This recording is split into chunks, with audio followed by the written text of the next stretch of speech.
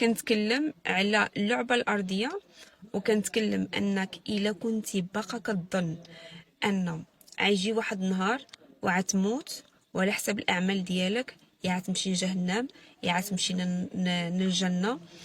والرجال اللي كيظنوا أنهم ملي عيموتوا عيكون عندهم حور العين، وفحال اللي عيكون عندهم بوتي كلوب ودار الدعارة في الآخرة كتسناهم، لأن الله عيجازيهم بحور العين.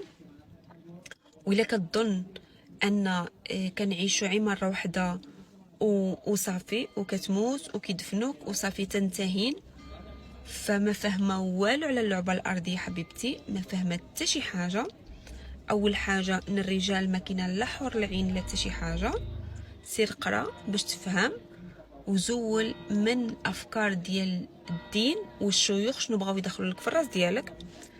ما لا توجد بيت دعارة في الآخرة، اوكي، ولا يوجد لا جهنم ولا جنة. جهنم والجنة موجودين هنا على الأرض، كاين الناس عايشين في عذاب كيحسوا فعلا أن النار شعلة فيهم. جهنم موجودة هنايا على الأرض، وكاين الناس عايشين في حب وفي سلام وفي نور، والجنة موجودة على الأرض كاينه والو من بعد.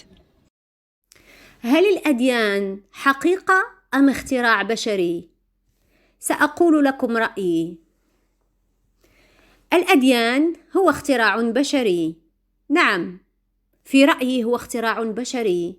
كل شخص موهوب يمكنه أن يؤلف كتاب. كل شخص موهوب بالكتابة يمكن أن يروي لنا قصة أو خرافة أو أسطورة. كل شخص موهوب بالكتابة يمكن أن يؤلف عدة قصص وعدة روايات خيالية لا علاقة لها بالواقع. الكتب السماوية تسمى هكذا. من قال أنها كتب سماوية؟ من قال أن هذه الكتب لها علاقة بشيء اسمه إله؟ من ألف هذا الاسم؟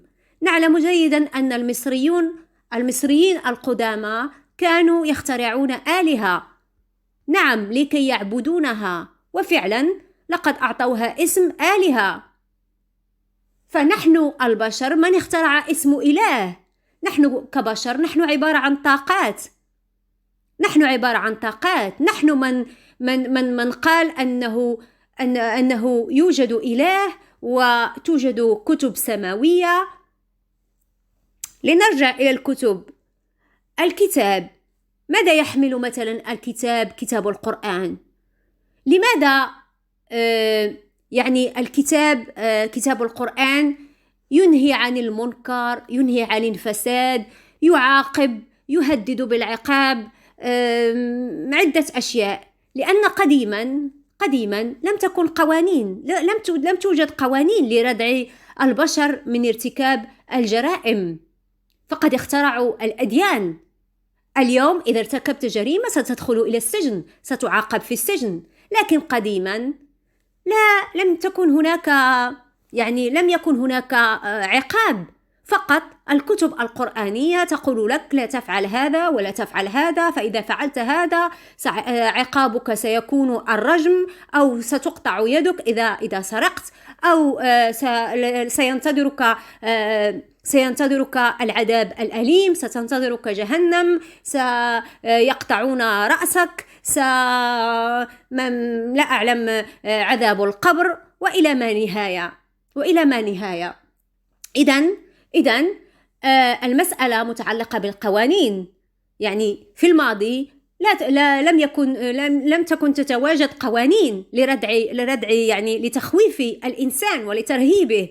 أما اليوم فإذا فعلت أي شيء ستعاقب، أي جريمة ستعاقب. لماذا القرآن مثلا؟ لماذا الديانة الإسلامية تشبه الديانة اليهودية؟ هناك تشابه كبير. العديد من الناس تقول، أقصد الناس المثقفة، تقول أن الإسلام هو ما هو إلا نقل عن الديانة اليهودية، بما أنهم يحرمون أكل الخنزير، اليهود كذلك. فإذا توجد عدة أشياء وليس فقط أكل الخنزير، توجد عدة أشياء تتشابه بين الإسلام واليهودية. اليهود معروفون بالخدع، اليهود معروفين بالخدع، معروفين بالذكاء وبالدهاء، فليس من الصعب على اليهود أن يخترعوا شيء اسمه الأديان. الدين لا يصلح لكل زمان ومكان. لماذا؟ لأن عصر الرسول محمد ليس هو هذا العصر. لا يمكن لمسلم اليوم أن يعيش في صحراء، أن يعيش في خيمة، لا يمكنه. اليوم لدينا إنترنت، اليوم لدينا التكنولوجيا، اليوم لدينا كل شيء. أما في عهد الرسول لم يكن إلا القتال والحروب والجوع والفقر، لم تكن حياة فيها أشياء متطورة. لذلك كانوا يصومون. الصوم له تاريخ، والقرآن كتب في ذلك العهد، لذلك لا يمكن أن يكون صحيحا، لا يمكن أن يكون لكل زمان ومكان. العهد الذي كان يعيش فيه الرسول لم تكن لديهم أشياء بديلة عن الصوم أو عن أكل التمر أو عن شرب بول البعير وعن ماء زمزم. كل هذه الأشياء كل هذه الأشياء مرتبطة بتاريخ ذلك العصر وليس بهذا العصر. فأنا أتساءل كيف لمسلم أن يعيش في هذا العصر وبعقلية عصر الرسول محمد؟ هذا غريب بالنسبة لي، هذا شيء غير طبيعي وغير مقبول، شيء غير منطقي. هذه ازدواجية الشخصية. الصيام مثلا، الصيام لديه أضرار متعددة، الصيام فيه أضرار كثيرة وكثيرة وكثيرة. لا يمكن لإنسان طبيعي أن يصوم ويستيقظ مع 6 صباحا ويذهب للعمل 8 ساعات أو 10 ساعات ويكون بصحة جيدة، بتفكير وتركيز في العمل. لا يمكن، هذا ليس منطقي وليس صحي. الأعضاء عندما لا تعطيها ماء تجف، خاصة خاصة عندما تكون الساعات طويلة في فصل الصيف. رمضان في فصل الصيف كارثة، فعلا كارثة، كارثة للأعضاء، كارثة للبصر، كارثة للكلى، كارثة لكل شيء. رمضان مضر جدا تكثر فيه المشاكل الصحية، الإمساك المزمن، لأن القولون يصبح أكثر كسلا، لا يعمل. أنا أسمع الكثير من الناس تشتكي من الإمساك المزمن. غير صحي أن تأكل عدة وجبات في الليل متتابعة، غير صحي أن تشرب الماء مرة واحدة في الليل. الماء يجب أن نستهلك الماء طول النهار.